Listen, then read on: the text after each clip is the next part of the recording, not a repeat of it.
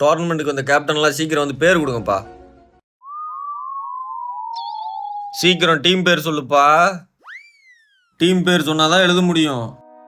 Captain ஆ எனக்கு ஒரு டீமை உருவாக்கி அது கேப்டன் ஆகி ஃபர்ஸ்ட் பேட்டிங் போடல.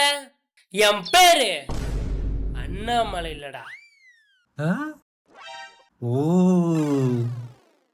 என்ன அண்ணாமலை சார், ஏதோ தனியா போய் டீமை உருவாக்கிடுவேன், ஃபர்ஸ்ட் பேட்டிங் பிடிச்சிருவேன், ஃபர்ஸ்ட் பவுலிங் போட்டுருவேன். நீங்க இப்ப என்னாச்சு, வந்து கேப்டனுங்கிறீங்க? ஏதோ சின்ன வயசுல தெரியாம பேசிட்டேன். இதெல்லாம் மனசா வச்சாதீங்க கேப்டன். எது 2 வாரத்துக்கு முன்னாடி உனக்கு சின்ன வயசா? இப்பதான் பிறந்த நாள் வந்துச்சு. இப்ப தெரியுதா ஒரு கேப்டன்னா என்னன்னு? ஒரே ஊர்ல 11 பேர் கிடைக்க மாட்டான்டா.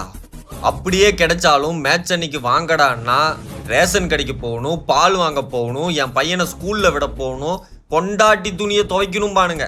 அதெல்லாம் சமாளிச்சு வாங்கடான்னா ஜூஸ் வாங்கி கொடுக்கணும், சோறு வாங்கி கொடுக்கணும், வெயிலுக்கு மோர் வாங்கி கொடுக்கணும். இதுலயும் ஒரு சிலர் குளுக்கோன் டீ தான் வேணும் பானுங்க. இதெல்லாம் வாங்கி கொடுத்தாலும் என்ட்ரன்ஸ் ஃபீஸுக்கு ஷேரிங் போடுங்கடானா எவனும் ஒத்த பைசா தரமாட்டான். இதுக்கு நடுவில் இவனுங்களுக்கு ஏதாவது ஆனாலும் அதுக்கு நான் தான் பொறுப்பு. கேப்டன் பதவி ஒன்றும் சும்மா வந்துடலடா. புரியுது கேப்டன், புரியுது. சரி, இப்போ என்ன பண்ண போற? நம்ம டீம் இருக்கும்போது நான் ஏன் கேப்டன் வெளில போய் விளையாட போறேன்? நம்ம டீமா?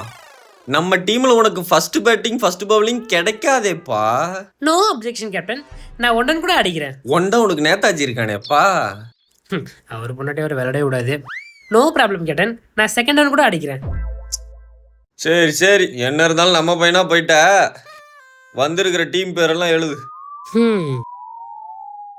டேய் சரவணா, இந்தா நம்ம டீமுக்கு போய் பால் வாங்கிட்டு வா. எனக்கு ஒரு குல்கோண்டி.